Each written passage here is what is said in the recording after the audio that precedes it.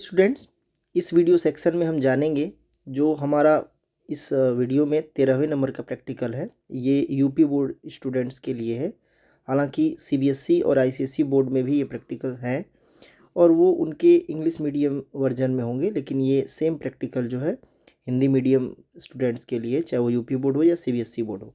ये आप के प्रैक्टिकल में किसी भी क्रम में, जिस क्रम में आप बाकी के प्रैक्टिकल लिखे हैं, सीरियल नंबर जैसे इसमें आप देखेंगे, ध्यान से देखेंगे तो ये सीरियल नंबर 13 नंबर पे है। तो आप अपने प्रैक्टिकल के अनुसार, चाहे जिस स्कूल में पढ़ रहे हो, आप इसे अपने प्रैक्टिकल के क्रम के अनुसार इसको लिखेंगे। अब इस प्रैक्टिकल को लिखेंगे कैसे और ये बेसिकली होता क्या है, देखिए। प्रैक्टिकल जो आपका है वो किसी भी बोर्ड के दृष्टिकोण से, चाहे वो यूपी बोर्ड हो, सीबीएसई बोर्ड हो, ये पहला पड़ाव होता है। और इस पहले पड़ाव में अगर आप बेहतर करते हैं तो आपका कॉन्फिडेंस थोड़ा सा बढ़ जाता है और आप जो थियरी एग्ज़ाम है उसमें आप किसी एक्स्ट्रा प्रेशर के शिकार नहीं होते हैं। ठीक है, तो इसमें आप जो फाइल है, प्रोजेक्ट है या मॉडल अगर प्रस्तुत कर रहे हैं, आपका वाइबा बेहतर हो जाता है तो आपको थोड़ा सा काम आता है और कॉन्फिडेंस आपका ये बेहतर हो जाता है। तो आप ये जो प्रैक्टिकल है, स्टडी ऑफ मियोसिस, अर्धसूत्री विभाजन का अध्ययन, इसको जनरली लैब में परमानेंट स्लाइड में इसका अध्ययन किया जाता है। जो आपके पहले से बनी हुई स्लाइड है उसमें इसका अध्ययन किया जाता है और एक एक जो स्टेज है इसके, चाहे वो मियोसिस फर्स्ट हो या मियोसिस सेकेंड हो, किसी कोई भी स्टेज हो, तो उस स्टेज में उसकी जो प्रॉपर्टी आपको लिखनी है, जो आपका जो चीज़ें आप माइक्रोस्कोप में जो दिखाई दे रहा है उसी चीज़ को आपको लिखना रहता है। तो इस प्रोजेक्ट को, इस प्रैक्टिकल को आप कैसे लिखेंगे कॉपी में, इस प्रैक्टिकल को आप कैसे लिखेंगे इस वीडियो सेक्शन में मैं बता रहा हूँ और ध्यान से आप इसे सुनिएगा। देखिए, ये जो लिखा हुआ है, स्थायी स्लाइड की सहायता से प्याज के मुकुल कोशिका अथवा टिड्डे के वृषण में अर्धसूत्री विभाजन का अध्ययन करना। तो ये प्याज वाला ये सेक्शन, प्याज की मुकुल कोशिका, ये आपको नहीं लिखना है। आपको लिखना क्या मैं बोल रहा हूँ, अब ध्यान से आप सुनेंगे। अस्थाई स्लाइड की सहायता से, ठीक है, ये प्याज वाला सेक्शन, ये प्याज की मुकुल कोशिका वाला सेक्शन, ये नहीं करना है। ठीक है, अस्थाई स्लाइड की सहायता से टिड्डे के वृषण में अर्धसूत्री विभाजन का अध्ययन करना, ये आपका क्या हो जाएगा, उद्देश्य हो जाएगा। ठीक है, तो इसको आप नोट कर लीजिए। उद्देश्य में क्या रहेगा, अस्थाई स्लाइड की सहायता से टिड्डे के वृषण में अर्धसूत्री विभाजन का अध्ययन करना। ठीक है, अब आप इसके बाद आप क्या लिखेंगे, अगला जो हमारा हेडिंग होता है वो रिक्वायरमेंट होता है, यानी आवश्यक सामग्री होता है। इसके बाद की जो हेडिंग है वो क्या है, आवश्यक सामग्री। आवश्यक सामग्री नोट कर लीजिएगा, जिसे आप लोग रिक्वायरमेंट बोलते हैं। सीबीएसई स्टूडेंट या इंग्लिश मीडियम स्टूडेंट इससे क्या बोलते हैं, रिक्वायरमेंट। आवश्यक सामग्री में मैं आपको बोल दे रहा हूँ, ध्यान से आप सुनेंगे और समझेंगे। ठीक है, आवश्यक सामग्री में आपको लिखना है टिड्डे के वृषण में अर्धसूत्री विभाजन का अस्थाई स्लाइड, अर्धसूत्री विभाजन का स्थायी स्लाइड। ठीक है, कॉमा करेंगे। इसके बाद लिखेंगे सूक्ष्मदर्शी, इसके बाद लिखेंगे पेन, पेपर इत्यादि।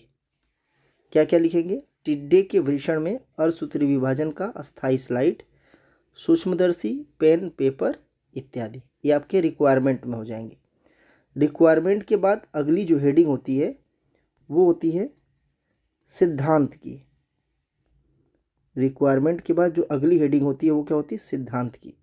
सिद्धांत में आप ध्यान से सुनिएगा, सिद्धांत में आप अर्धसूत्री विभाजन की परिभाषा, अर्धसूत्री विभाजन की परिभाषा लिखेंगे, मियोसिस की परिभाषा लिखेंगे।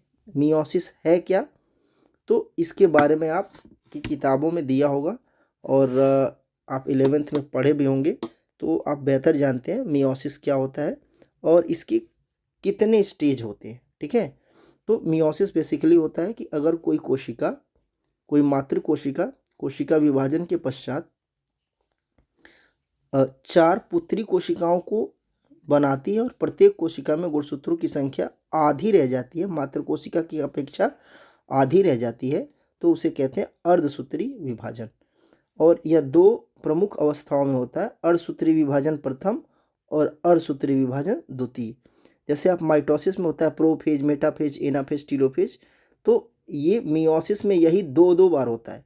तो मियोसिस में जो मियोसिस प्रथम है इसमें प्रोफेज को लिखा जाएगा प्रोफेज फर्स्ट, मेटाफेज को लिखा जाएगा मेटाफेज फर्स्ट, ऐसे ही एनाफेज फर्स्ट, टीलोफेज फर्स्ट और साइटोकाइनेसिस फर्स्ट। तो ऐसे हो जाएगा प्रोफेज, मेटाफेज, एनाफेज, टीलोफेज की प्रथम अवस्था, ये मियोसिस प्रथम में काउंट किया जाएगा। और सेम यही चीज़ें जो है प्रोफेज, मेटाफेज, एनाफेज, टीलोफेज के आगे सेकेंड लगाते जाएंगे तो वो क्या हो जाएगा, वह मियोसिस की दूसरी अवस्था हो जाएगी। ये माइटोसिस में होती है, मियोसिस में वही दो बार होती है। ठीक है, ये आपको ध्यान देना है। तो ये सारी बातें आप जितना आप लिख सकते हो बेसिकली आप जो है हाफ पेज में ही सिद्धांत सिद्धांत में आप आधे पेज में ही लिखेंगे। इसके बाद आप लिखेंगे प्रेक्षण, ऑब्जर्वेशन। ठीक है, ये आपको दिया हुआ है। ऑब्जर्वेशन में सीधे लिखेंगे मैंने कोशिका विभाजन की विभिन्न अवस्थाओं में निम्न अवस्थाएं, कोशिका विभाजन की विभिन्न अवस्थाओं में निम्न अवस्थाएं अपने प्रयोगशाला में सूक्ष्मदर्शी द्वारा अध्ययन किया। ठीक है, तो क्या क्या अध्ययन किए आप हेडिंग सीधे ये जो मैंने बोला कंटेंट इसको लिखने के बाद सीधे लिखेंगे। पहली हेडिंग प्रथम पूर्वावस्था, इसमें सीधे लिखेंगे, सीधी सीधी बात लिखेंगे। जो आपको ये लिखा हुआ है ये बातें पहले लिख लेंगे। ठीक है, प्रथम पूर्वावस्था की पांच प्रमुख अवस्थाएं होती हैं, लेप्टोटीन, जाइगोटीन, पैकीटीन, डिप्लोटीन और डाइकाइनेसिस। तो ये सीधे लिख देना है। उसके बाद आप क्या लिखना है, हेडिंग डाल देना है लेप्टोटीन। लेप्टोटीन में आप 2 पॉइंट लिखेंगे। ठीक है, केंद्रक का आयतन में वृद्धि हो जाती है, अविभाजित कोशिकाओं की अपेक्षा ये बड़ा हो जाता है, क्रोमेटिन की जालिका संघनित हो जाती है। ठीक है, तो ये लेप्टोटीन हो गया। अगली हेडिंग है सीधे आप लिखेंगे जाइगोटीन। इसमें आपको कुछ नहीं करना है, सीधे आप लिखेंगे जाइगोटीन। इसमें भी कोई 2 पॉइंट लिख देंगे सीधे। ठीक है, जो 2 पॉइंट है उसको मैं आपको बता दे रहा हूँ, ये पहला पॉइंट है और ये दूसरा पॉइंट है, ये दोनों पॉइंट लिख लेंगे। फिर आप लिखेंगे पैकीटीन। ठीक है, पैकीटीन में भी आप 2 ही पॉइंट लिखेंगे, ये पहला और दूसरा। ठीक है, 2 पॉइंट सब में।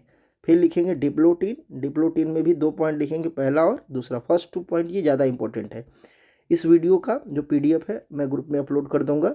ठीक है, इसके बाद डाइकाइनेसिस है, तो डाइकाइनेसिस भी लिखेंगे, ये आपका 5वें नंबर का पॉइंट में लिखेंगे डाल करके। ठीक है, इसमें भी आप 2 पॉइंट लिखेंगे।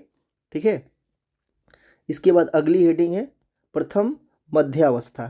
ठीक है, ये जो है आप प्रथम मध्यावस्था डाल करके इसमें आप 2 पॉइंट जो लिखेंगे वो ये वाला रहेगा। ठीक है, न्यूक्लियर स्पिंडल का निर्माण पूरा हो जाता है और गुणसूत्र ये स्पिंडल मध्य रेखा पर क्या हो जाते हैं, व्यवस्थित हो जाते हैं। ठीक है, इसके बाद क्या लिखेंगे फर्स्ट एनाफेज, इसमें भी आप 2 पॉइंट लिखेंगे, फर्स्ट एंड सेकेंड। ध्यान से सुनते रहेंगे, सब में 2 पॉइंट लिखेंगे, पहला 2 पॉइंट ही सब में लिखा जाएगा। ठीक है, प्रथम अंत्यावस्था में भी 2 पॉइंट लिखेंगे, हेडिंग क्रम से ही आप डालेंगे। ठीक है, अब उसके बाद सेकेंड प्रोफेज में भी 2 पॉइंट। ठीक है, सेकेंड प्रोफेज में भी 2 पॉइंट, सेकेंड मेटाफेज में भी 2 पॉइंट। ठीक है, 2 पॉइंट दिया भी हुआ है।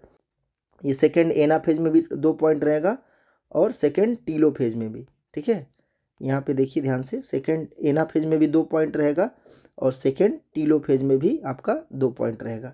ठीक है, ये खत्म हो जाएगा। उसके बाद आप सीधे अब आपको बता दो चित्र कौन कौन सा बनेगा, ध्यान से सुनेंगे। इस PDF से ही आप चित्र बनाएंगे या फिर अपने अकॉर्डिंग जो भी आप दिया रहेगा। देखो प्रोफेज की पहली अवस्था होती है लेप्टोटीन, तो ये लेप्टोटीन का ये वाला चित्र बनेगा। ये आपका कॉपी है, कॉपी में एक साइड रोल रहता है और एक साइड ब्लैंक रहता है, तो ब्लैंक साइड में जिधर आप लेप्टोटीन लिखेंगे, जैसे मान लीजिए कि आपकी कॉपी है। ठीक है, ये आपकी कॉपी है, यहाँ पे लेप्टोटीन लिख रहे हैं तो इसी की जस्ट सामने ये वाला चित्र बनाएंगे। लेप्टोटीन में ये वाला चित्र बनाएंगे, एक चित्र जो दिया हुआ है। जाइगोटीन में ये वाला चित्र बनाएंगे। ठीक है, पैकीटीन में ये वाला चित्र बनाएंगे, डिप्लोटीन में ये वाला चित्र बनेगा, डाइकाइनेसिस में ये वाला चित्र बनेगा। ठीक है, मेटाफेज फर्स्ट में ये वाला सिंगल चित्र दिया हुआ है, एनाफेज फर्स्ट में ये वाला चित्र बनेगा। ठीक है, ये प्रैक्टिकल थोड़ा सा बेहतर है और इसमें बहुत अलग से कोई चित्र नहीं दिया हुआ है, इसलिए आपको आसान है। जो चित्र दिए हैं वही आप बनाएंगे। कोशिश करिएगा कि आपके चित्र के सामने ही, मान लीजिए आपका ये चित्र है, इसी के सामने इसके कंटेंट लिखे गए हों।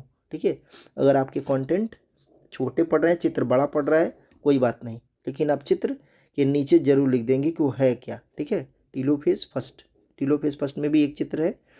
ऐसे ही आप मेटाफेज सेकंड, अब मेटाफेज सेकंड में क्या है, मेटाफेज सेकंड में इनमें से कोई एक चित्र बना लेंगे। ठीक है, चाहे ये कोई सा भी एक चित्र बना लेंगे। अब आते हैं एनाफेज, एनाफेज सेकंड में आप ये वाला चित्र बनाएंगे, ये वाला चित्र क्लियर है। ठीक है, ये वाला चित्र बनाएंगे इस साइड का, एनाफेज सेकंड का। टीलोफेज सेकंड, ठीक है, ये वाला चित्र बनाएंगे टीलोफेज सेकंड में, ये वाला। ठीक है, टीलोफेज सेकंड बन गया, तो ये आपका खत्म हो जाएगा। इसमें इस प्रैक्टिकल में आपको प्रिकॉशन नहीं लिखने हैं, यानी कि आपको सावधानियां बहुत ज़रूरी नहीं है। अगर आपके पेजेस बच जाते हैं तो आप सावधानियों में क्या लिखेंगे, स्लाइड साफ सुथरा होना चाहिए, माइक्रोस्कोप एक प्रकाश युक्त वातावरण में रखा होना चाहिए, माइक्रोस्कोप भी साफ सुथरा होना चाहिए, और अच्छे से अवलोकन करने, भली भांति अवलोकन के पश्चात ही उसके लक्षणों को लिखा जाए, उसकी विशेषताओं को लिखा जाए। तो ये हो गया आपका प्रैक्टिकल नंबर 13। ठीक है, आप अपने विद्यालय के अनुसार इसको क्रम से सुव्यवस्थित कर लेंगे। Thank you.